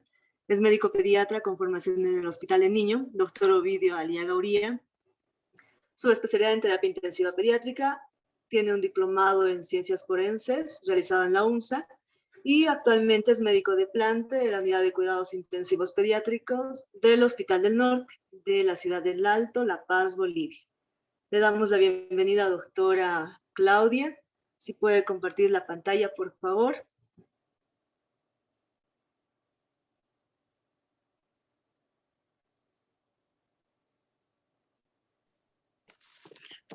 Hola, buenas noches. ¿Se escucha? Sí, doctora, buenas noches. Bueno, primero agradecer la invitación a la Sociedad de Terapia Intensiva y bueno, felicitar, ¿no?, a los doctores, al doctor Vincigueza y al doctor Roas. Realmente el tema de trastornos del sodio es uno de los más interesantes que puede haber, ¿no? Con respecto a todo lo que es metabolismo. Entonces, bueno, comentar algunas cosas respecto a hipernatremia, básicamente. ¿No? Primero, concordar con ambos expositores, ¿no? De que la determinación de la causa dentro de cuando tenemos un paciente con hipernatremia, entonces es fundamental, ¿no? Entonces, no solamente enfocarnos en valores absolutos, que es lo que nos reportan los laboratorios, sino también hacer todo el enfoque acerca de todo, cómo viene el contexto general del paciente. Creo que dentro de hipernatremia, pues tendríamos dos escenarios en los que podemos enfocarnos, ¿no? Cuando tenemos estos pacientes. Primero, aquel paciente que nos llega con hipernatremia y, bueno, estos pacientes ya tenemos que buscar las causas, las probables etiologías, ¿no? Y si es que has recibido algún tratamiento, todo antes, como ya lo han mencionado los doctores. Pero también creo que es importante mencionar que hay otro escenario dentro de los pacientes con hipernatremia, que son aquellos pacientes en los que nosotros, como mencionaba, somos el factor de riesgo para producir la hipernatremia.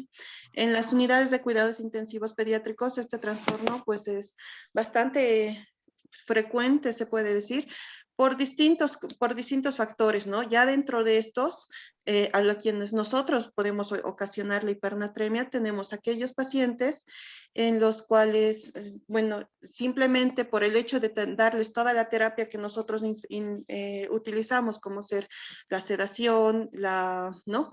La sedación, la administración de líquidos vasoactivos y demás, podemos ocasionar distintos trastornos, ya sea como daño renal o incluso el hecho de que simplemente la sedación o el bloqueo neuromuscular, al quitar el reflejo ¿no?, de autorregulación con la sed y la ingesta de agua libre, entonces ese es un factor de riesgo para que se ocasiona en los pacientes y nosotros, al final, es nosotros quienes decidimos cuánto de líquido les vamos a dar, qué tipo de líquidos, ¿no? Y la regulación propia del cuerpo prácticamente la anulamos en muchos momentos, entonces somos un factor de riesgo en ese momento porque podemos inhibir ese reflejo de sed de la ingesta, ¿no?, de agua libre, y de esa manera, si nuestras decisiones no son adecuadas, si los líquidos que nosotros le administramos no son adecuados, ¿no?, entonces podemos producir hipernatremias dentro de una unidad en un paciente que realmente haya ingresado por cualquier otra causa,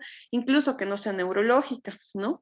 Entonces, en estos pacientes tenemos que tener mucho cuidado en el manejo de líquidos, el tipo, la tonicidad de los líquidos que les estamos dando, hacer los controles necesarios, ¿no? No simplemente por el hecho de entrar a una terapia intensiva. Y además de estos pacientes, bueno, considerar otros pacientes, como ha mencionado el doctor Roa, que son los pacientes neurológicos, ¿no? Muchos de los pacientes que tenemos en la terapia intensiva son pacientes que tienen, a los cuales les administramos aquí prácticamente dentro de las medidas que tenemos para el edema cerebral, pues disponemos, como mencionan, solución hipertónica y el manitol. Y basándonos en las guías, muchos de los pacientes con TEC que ingresan a una terapia intensiva, el mayor porcentaje reciben solución hipertónica, ¿no? Ahora, dentro bueno, de los pacientes que hemos ido tratando, quizás sería bueno mencionar de que, bueno, la guía nos indica, ¿no?, dar primero los bolos y luego la infusión continua, pero hemos visto bastantes pacientes que es muy dependiente de la edad.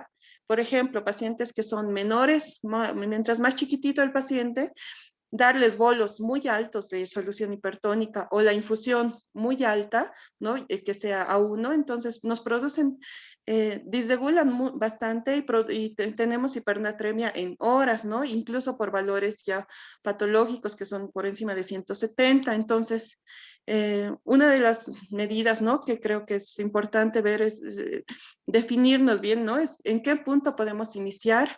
No sé, la experiencia del doctor Roa quizá nos podría ayudar. ¿En qué nivel sería bueno iniciar una solución hipertónica? Porque hay pacientes, especialmente los lactantes, en los cuales Si nosotros iniciamos una solución hipertónica a 0,5 o a 1, entonces realmente el sodio se sube muy rápido. Entonces, quizás sí es bueno, ¿en qué paciente sería bueno iniciar a 0,1, 0,2, ¿no? Ir subiendo dependiendo de las presiones intracraneales. Lamentablemente, creo aquí en nuestra ciudad no tenemos nosotros todo el neuromonitoreo que quisiéramos, ¿no? Entonces, a veces no es difícil y básicamente nos basamos o en ecografía o en niveles séricos y en clínica, ¿no? No hay otras medidas que tenemos disponibles en nuestros hospitales, ¿no? Y dentro de estos pacientes con lesiones neurológicas, bueno, considerar qué pacientes, hasta qué punto nosotros le podemos tolerar de sodio, ¿no? Si bien las guías nos dicen ya entre de riesgo entre 160, 170, entonces realmente hasta qué punto nosotros podemos utilizar la solución hipertónica y cuándo ya podríamos iniciarle una corrección, por ejemplo, o empezar el descenso. No, bueno, creo que el tema de sodio realmente es uno de los más interesantes. Hay mucho, creo, por discutir todavía y, bueno, si bien uno viene a aprender muchas cosas, creo que a veces te surgen muchas más preguntas y muchas más dudas y creo no es el momento, hay muchos, ¿no? Pero hay muchas dudas que quisiera, ¿no? Que se podrían discutir, pero me pareció muy grandiosa la presentación del doctor Roa. Entonces, y muchas gracias. No, muchísimas gracias por la presentación, doctora. Y bueno, es que el problema es que las dudas que usted tiene son las dudas que tenemos todos. La razón de ser de empezar esos trabajos multicéntricos es empezar a despejar un poquitico esas dudas porque son exactamente las mismas. Entonces vamos a coger ese lactante, ese niño pequeño que tiene un volumen de distribución muy pequeñito y que realmente es muy frágil a cualquier cambio que tenga o del sodio del agua, que ese es uno de los problemas grandes que tenemos. Entonces entender muy bien cómo funciona la fisiología en esos niños es muy complicado. Ahora, una cosa importante es saber yo cuál es la meta que estoy buscando. Y cuando yo hablo específicamente de trauma craneoencefálico y soluciones hipertónicas, la meta mía es disminuir la hipertensión endocraniana, pero volvemos a lo mismo. ¿Yo cómo hago para monitorizar la presión intracraneana cuando el problema que yo tengo es muy similar al que tiene usted, es muy similar al que se tiene en todo el mundo? Que estamos acostumbrados a pensar que el estándar de manejo, que es un paciente que tiene un trauma craneoencefálico, yo le pongo un catéter de PIC y esa es la forma como yo lo tengo que monitorizar, resulta que eso no sucede. Entonces, cuando yo me voy al mundo real, cuando yo me vengo a Latinoamérica, cuando yo me voy a Asia, cuando yo me voy a África, cuando yo me voy incluso a regiones en Estados Unidos o en Europa, eso no pasa. Eso no pasa porque no a todos los niños les están poniendo eso, entonces yo cómo lo monitorizo. Entonces nos acercamos a lo que podamos tener a la mano, entonces tenemos monitorización de la vaina del nervio óptico, algún Doppler o duplex transcranial, y de hecho en ese tipo de monitorización en Latinoamérica somos bastante expertos porque nos hemos acostumbrado a tener que hacerlo de esa forma. No teníamos el neurocirujano que nos hiciera, entonces pues aprendimos a hacer duplex, aprendimos a hacer Doppler, aprendimos a hacer a mirar la banda de nervio óptico, y lo hacen en Perú, lo hacen en Ecuador, lo hacen en Argentina, lo hacen en todas partes, y con eso empezamos a monitorizar un poquito. Ahora, ¿hasta cuándo me voy a llevar yo? Y probablemente ese sí sea un problema porque pues la idea es, yo tengo que saber cuál es la meta que yo tengo, hasta dónde eso me va a reducir ese edema cerebral y al contrario no se va a convertir en un factor de riesgo tener un paciente con un sodio muy elevado. Y una de las cosas que si le dicen al yeso, oiga, mire muy bien la osmolaridad plasmática y procure no elevar esa osmolaridad plasmática por encima de 300, 320 para que no vaya a irse tan allá, porque lo que estoy haciendo es cogiendo esa célula y le estoy secando. ¿De qué manera lo voy a hacer? También tampoco lo sabemos muchas veces. Entonces, ¿será que lo pongo en bolo o será que lo pongo en infusión? ¿O será que pongo un bolo para llegar a un nivel de seguridad y de ahí en adelante lo empiezo a poner en infusión? Y eso todavía no lo tenemos completamente claro. Pero sí lo importante es también entender que de la misma forma como yo estoy manipulando ese sodio, ese cuerpo que está esperando que esté en unas condiciones más adecuadas, él también va a empezar a regular y va a empezar a cambiar la forma como osmóticamente se regula y empezar a subir esos osmostatos y finalmente se va a acostumbrar al sodio que tiene. Entonces yo también tengo que ser muy cuidadoso hasta cuándo lo voy a llevar y probablemente sodios de 155, 160 sean los más adecuados con las osmolaridades entre 300, quizá 320 llevándolo muy allá sea probablemente lo más adecuado, pero una de las cosas que siempre se recalca y es trate de no hacerlo a ciegas. Trate de buscar esa meta a la cual usted quiere llevar a ese paciente, no una meta de sodio, porque finalmente el sodio no es el que va a resolver el problema es que yo no tenga hipertensión endocraniana y el problema es que yo no tenga M cerebral. Entonces, miremos cómo estamos monitorizando a ese paciente tratando de no producir esas alteraciones. Si hay que tomarle varias imágenes, pues se toma.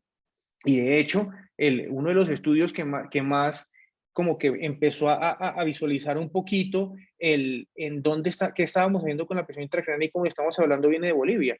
Pues pacientes adultos en unidades de Bolivia y Ecuador que no tienen la facilidad de hacer presión intracraneana, pues lo monitorizaban con imágenes y con clínica. Y finalmente los resultados al final fueron muy parecidos entre PIC y entre clínica. Claro, cuando uno lo discutía por fuera, pues todo el mundo decía, no, pero es que pues eso es Ecuador, eso es Bolivia y resulta que como no tienen PIC, entonces les toca conformarse con eso, pero realmente no están así, porque son estudios muy bien hechos, es un estudio muy bien hecho que me da información al respecto. Entonces no les ponen a cuestionar un poquito el papel real en la vida real de la monitorización de presión intracraneana, que son cosas que nosotros tenemos que visualizar y eso es lo que también tenemos que tratar de mostrar. No lo tenemos, no lo estamos haciendo todo el tiempo, cómo lo estamos manejando, ¿sí?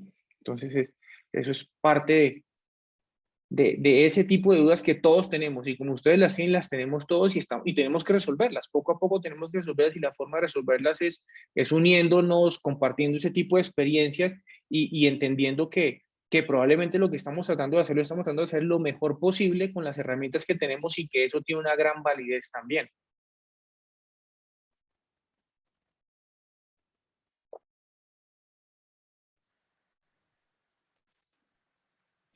Muy de acuerdo. Muchísimas gracias al doctor Juan David Roa por este aporte a esta primera interrogantes que se planteaba con la participación de la doctora Castro. La doctora Ingrid Dávalos nos acompaña como moderadora. Ingrid, te cedo la palabra. Sí, doctor. Excelente la participación de la doctora Castro. Como ella dice, tenemos todavía muchas dudas. La aclaración del doctor Juan David Roa, muy importante. En cuanto al manejo pediátrico, pues en el hospital que también trabaja conmigo la doctora Castro, sí manejamos muchos niños con TEC severo.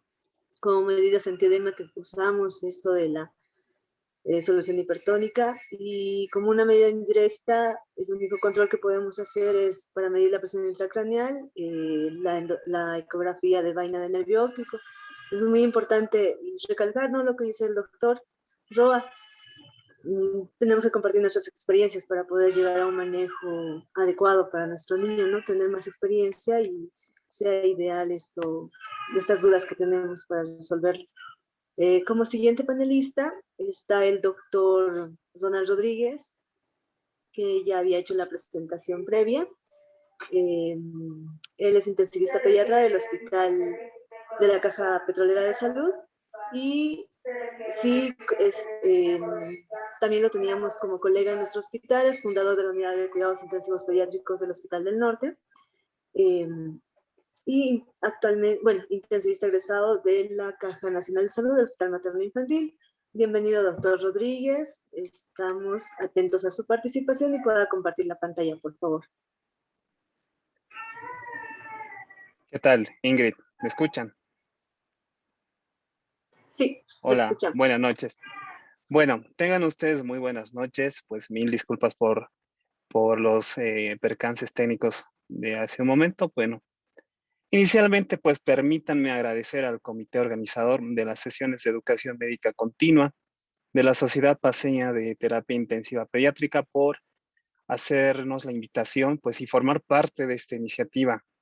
Considero que abrir espacios para impartir, compartir conocimientos y experiencias, pues es siempre enriquecedor para todos nosotros. De la misma manera, pues enviar un saludo cordial y felicitaciones a Juan David y Diego por tan brillantes presentaciones acerca de temas que son, sin lugar a duda, de bastante interés. Personalmente, considero dentro lo que corresponde al capítulo de medicina interna pediátrica a los trastornos hidroelectrolíticos como un tópico bastante apasionante. Esto por el enfoque per se que se da y que se debe realizar al momento de comprender la causa y llegar a corregirla, pues, de manera adecuada. La hiponatremia, por ejemplo, es el trastorno hidroelectrolítico más común Y más allá de llevarla a una cifra normal o obtener una cifra normal, es importante, pues como lo han recalcado hace un momento, y conocer los mecanismos fisiopatológicos de lo que llega a desencadenar. Por ejemplo, como comentario en nuestro medio, aún las gastroenteritis agudas, con la consiguiente deshidratación severa, que posteriormente llega a un estado de choque hipovolémico, es la principal causa de desórdenes hidroelectrolíticos agudos.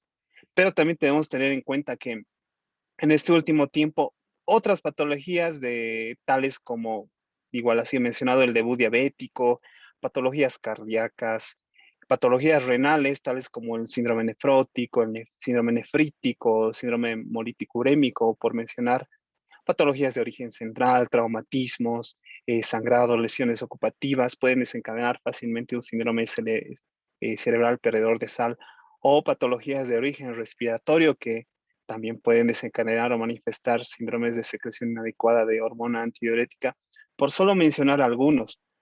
Y en ocasiones con patologías que se concatenan, ¿no? y se asocian, que van a poner a prueba pues, nuestro tino diagnóstico. Por este motivo, pues considero que la base para tratar estos trastornos, sin lugar a dudas, es pues la elaboración de una buena historia clínica apropiada. Esto es fundamental para obtener la causa de los desórdenes. Considero, consiguientemente, que el examen físico exhaustivo nos va a determinar el estado de la volemia. Esto es más que importante para poder clasificar el desorden y tener una sospecha diagnóstica. Como punto igual a tener en cuenta, no está por demás mencionar el rol clave que cumple el laboratorio, tanto al ingreso, para conocer el trastorno, como en la monitorización y el seguimiento además. Y aquí hago énfasis en el optimizar tiempos, considerando la amplia gama de patologías desencadenantes, bueno, previamente obtenidas en una buena anamnesis y una buena historia clínica. Debemos solicitar un control de medio interno que incluya gasometría, control de calcio, glucemia, medir, obtener la osmolaridad. De acuerdo a nuestra sospecha, pues no descartar la solicitud de un lipidograma, proteinograma y desde luego pues vigilar lo que es la función renal adecuada. Si tenemos la opción de nuestros hospitales hacer la monitorización y controlar a través de un examen de orina, medir la densidad urinaria, como lo han dicho también, medir los electrolitos urinarios, pues sería ideal para llegar al diagnóstico pues, y guiar nuestro tratamiento. Como comentario, pues el peor escenario al que nos podemos enfrentar en el caso de la hiponatremia son las convulsiones secundarias, ya que esto siempre se va a considerar una urgencia, por lo que debemos ser bastante prácticos a la hora de trazarnos objetivos para la corrección. Preparar una buena solución de cloruro de sodio al 3%, calcular el déficit, iniciar la corrección adecuada en tiempos correctos y no provocar pues, la tan temida deshidratación neuronal. Bueno, de esta forma concluyo mi participación sin antes reiterar mi agradecimiento al comité organizador, agradecido por la atención prestada y pues dispuesto a colaborar en futuras sesiones. Muchas gracias y tengan ustedes buenas noches.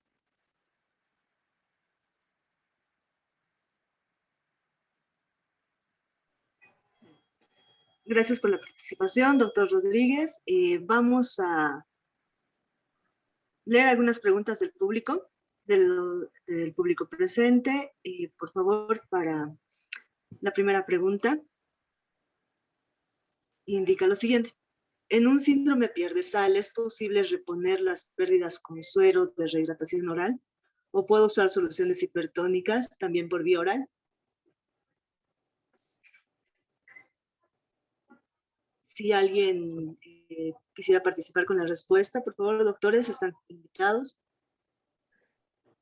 Yo les digo una cosa respecto a eso y las reposiciones es, la vía fisiológica siempre es la más adecuada. Es decir, si yo tengo cómo reponer las cosas que tengo y el paciente está en condiciones de recibir vía oral, siempre preferiblemente usar la vía oral. Claro, eso depende de yo en qué punto esté. Y a eso voy, por ejemplo, la primera pregunta y una de las preguntas que dice acá es, bueno, ¿hasta cuándo las correcciones agudas? Y es tratar de siempre llevar un margen de seguridad.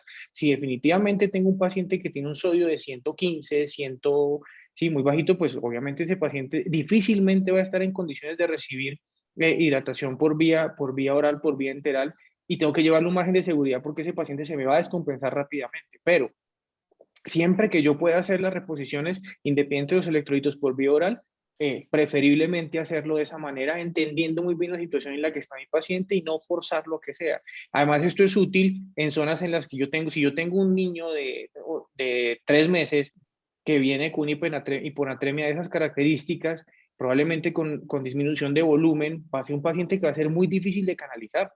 Entonces sí, no puedo complicarme y tratar de buscar la forma más fácil de hacer las cosas y la forma más fisiológica.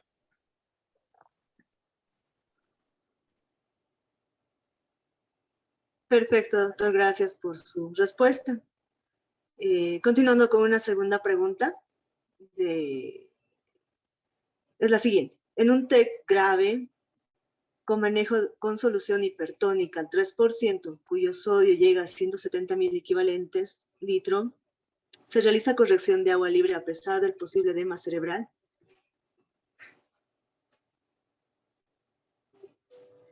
Sí.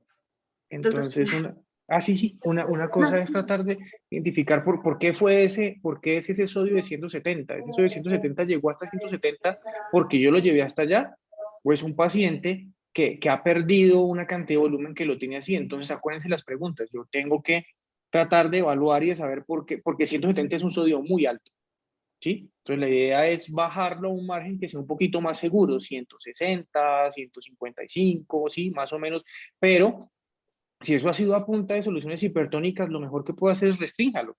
Restrínjalo y deje que él apague la solución hipertónica y deje que él poco a poco vaya volviendo a su estado normal. Si tengo la posibilidad de monitorizar esa presión intracraneana, miremos qué está pasando con esa presión intracraneana mientras tanto. Si tengo una vaina de nervio óptico, pues la veo inicialmente y viendo, oiga, ¿qué pasa cuando ese sodio pasó de 170 a 165? ¿Qué ha pasado con esa vaina? ¿Aumentó, disminuyó, se mantuvo? Si tengo una presión intracraneana, ¿qué pasó con esa presión intracraneana? ¿Aumentó, disminuyó, se mantuvo? Y si esa va a ser mi meta, pues mantenerme con esa.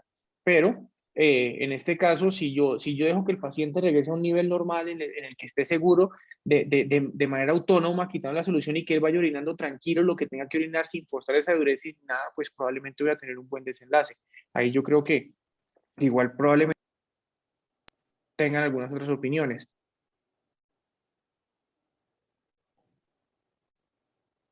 Sí, Juan David, un poquito más que complementar, hay una interrogante que me surge en relación al comentario que realizas.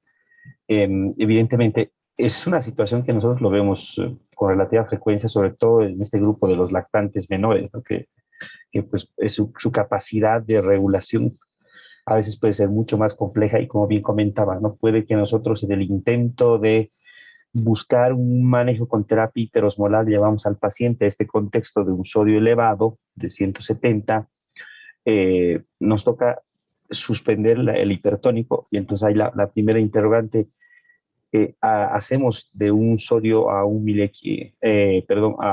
a un ml kilo suspensión directa, hacemos reducción gradual, la primera interrogante ahí en tu experiencia que nos puedas comentar, y la segunda, asumiendo que con las limitaciones, pero con lo que nosotros podemos evaluar, tenemos elementos para pensar que el paciente aún pueda estar desarrollando hipertensión intracraneal y en este momento estamos con esta situación del sodio elevado y ya se nos limita un poquito la situación de la terapia hiperosmolar.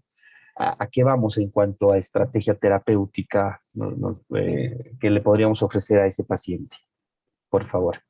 Desafortunadamente, si ya le ofrecí la estrategia de hiperosmolar y no funcionó, es un paciente que no reaccionó a eso, ¿sí? Y no es infrecuente con traumas encefálicos severos en un lactante con síndrome de niño zarandeado, no sé si ustedes lo tienen con shaking baby syndrome, que son ese tipo de pacientes tremendamente difíciles de manejar, con lesiones difusas en todo el cerebro, con hemorragias, con isquemias, con un montón de cosas que hacen que sea muy difícil y definitivamente ese momento es el momento donde fracasan esas terapias.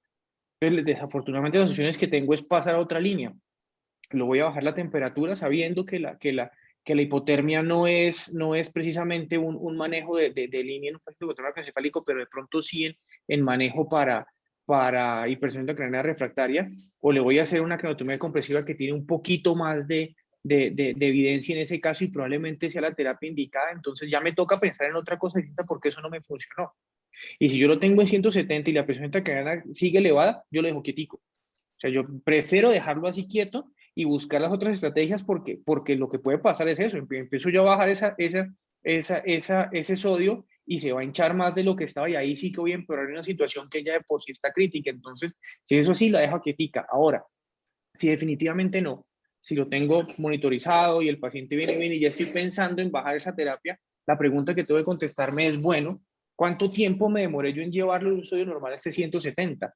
¿Fue agudamente o fue más crónicamente? Y si fue crónicamente, pues yo de esa misma manera crónicamente tengo que empezar a disminuir ese sodio que vaya el cayendo poquito a poco y mantenerme dentro de ese rango de seguridad de los 10.000 equivalentes por día, que es como el tope máximo que yo buscaría hacer. Y si definitivamente yo no sé fisiológicamente ese niño cómo se comportó, no me paso de eso. Busco disminuir el goteo, hacer electrolitos 3, 4, 5 veces al día para que esa disminución no se pase esos 10.000 equivalentes por día para no producir el problema que yo tengo. Así que esos serían como los dos escenarios. El paciente en el que definitivamente está muy hipertenso y yo lo dejo quietico y busco otra estrategia, o el paciente que ya estoy empezando a disminuir las terapias, entonces lo voy bajando o a ese margen de seguridad o incluso más despacio si el paciente se demoró mucho tiempo en hacerlo.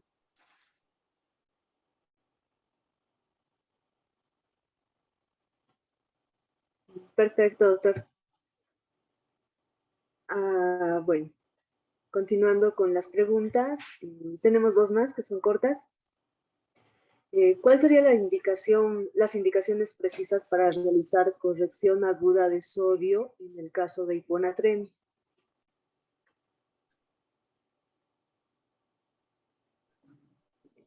Sí nos puede ayudar, doctor, con la... Bueno, sí, no, pensé que el doctor Vladimir también lo vi como ahí, como con... Entonces,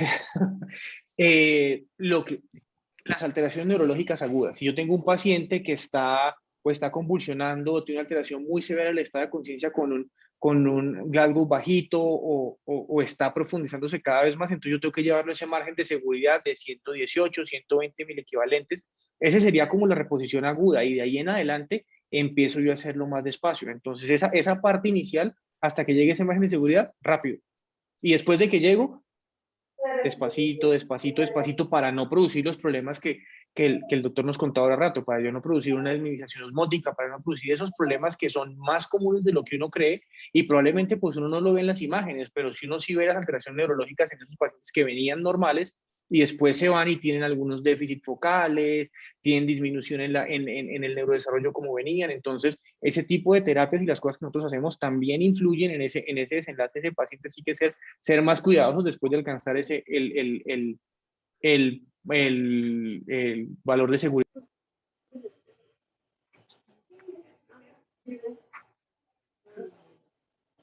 Está bien, doctor.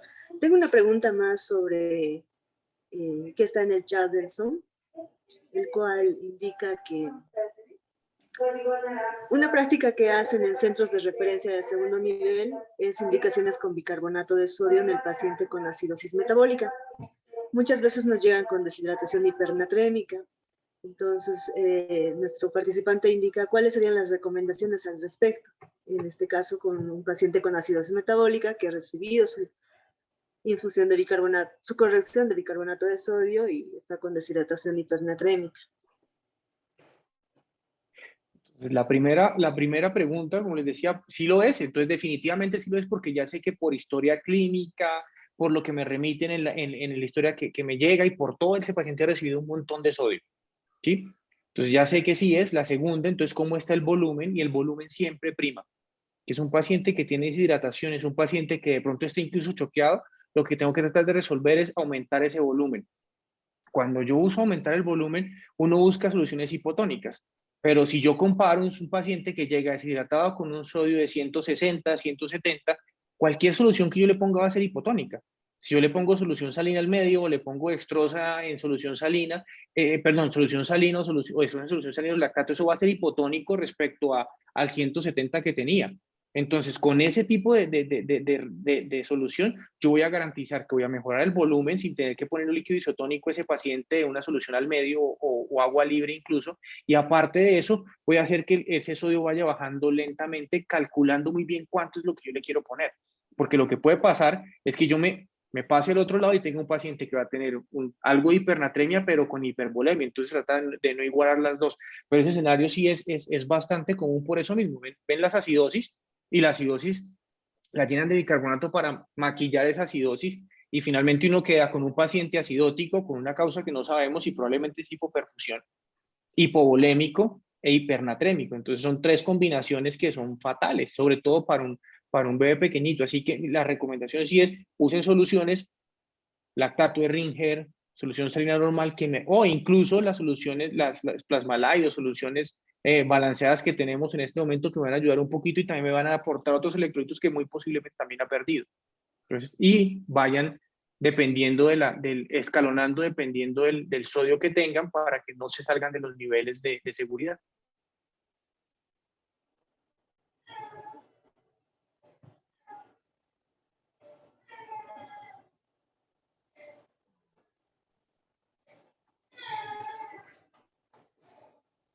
Perfecto. No sé si Muchísimas. Vladimir le pondría otra cosa distinta o le haría otra cosa distinta, no sé si.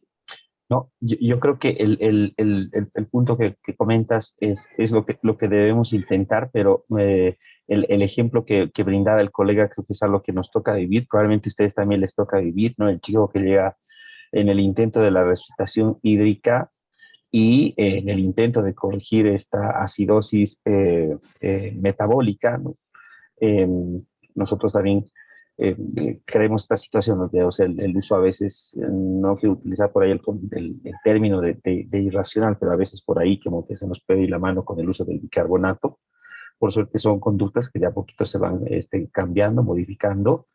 Y esta reflexión que hacías es muy interesante, ¿no? Es decir, el tipo de solución que utilices igual va a estar por debajo del nivel sérico que tiene en ese momento el paciente y que va a ayudar de igual forma a ir reduciendo paulatinamente, ¿no? Ahí el monitoreo, seguramente el control regular de los niveles de sodio sérico van a ser importantes y ahí es un trabajo que a nosotros nos toca, no sé cómo será allá, pero a veces el trabajo con laboratorio es importante a la hora de que podamos tener un resultado relativamente rápido, como para que hagamos un monitoreo adecuado. A veces puede pasar que hay retardo en el resultado y eso también es una situación que no nos guía. Y ahí también la gasometría puede ayudar, siempre y cuando el registro de los electrolitos por gasometría sean fidedignos, ¿no? Y bueno, creo que por razones de tiempo, hay algunas preguntas que por ahí no las logramos responder, pero realmente creo que ha sido una sesión sumamente enriquecedora, inicialmente con el doctor Vinci Guerra, que nos ha dejado además un documento que lo vamos a socializar por nuestra plataforma de Facebook y por los grupos de WhatsApp en relación a lo que es esto de trastornos del sodio y el agua para todos, por razones de actividad laboral no nos acompañó para esta parte final del evento.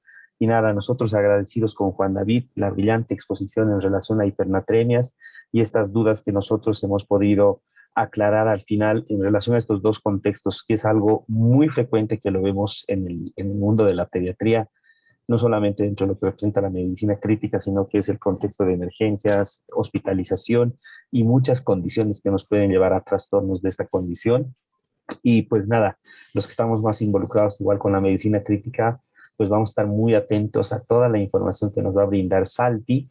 Hay centros hospitalarios de Bolivia que se han incluido al trabajo y bueno, nosotros también formamos parte de la Red Network, así que seguramente vamos a estar en otros proyectos igual involucrados. La verdad creo que, como bien mencionabas, el trabajo colaborativo, que es lo que estamos buscando en estos últimos años y esta pandemia realmente creo que también ha ayudado a desarrollar más este tipo de actividades y eso nos satisface el poder, tal vez desde regiones donde tenemos centros más pequeños, poblaciones más pequeñas y donde a veces el número de pacientes puede que no nos dé toda la información que requerimos y el hecho de poder participar en estos trabajos colaborativos sin lugar a dudas que nos va a ayudar a encontrar respuestas basadas en evidencia para tener un mejor trabajo y mejores resultados con nuestros pacientes.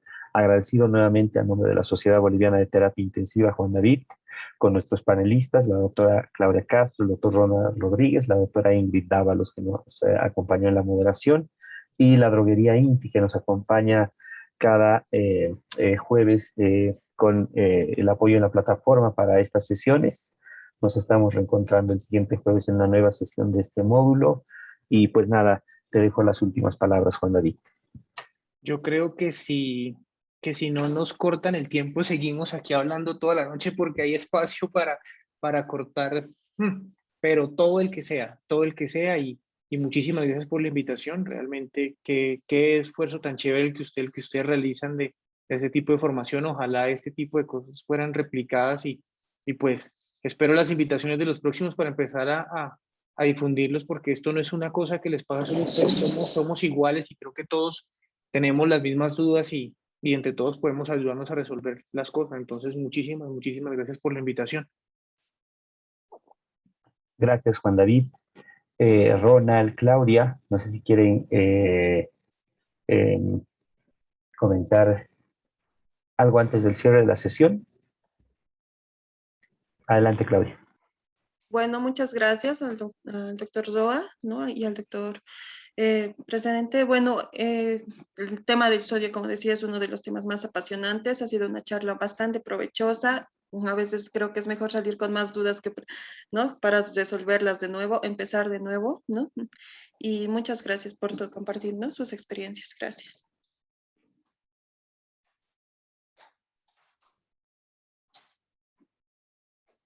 Perfecto. Realmente el comentario que se coloca en el chat en relación a lo que representa el manejo del cloro, que va de la mano, es sumamente importante, y seguramente que tendremos, ojalá, la posibilidad de tener un espacio para también poder discutirlo.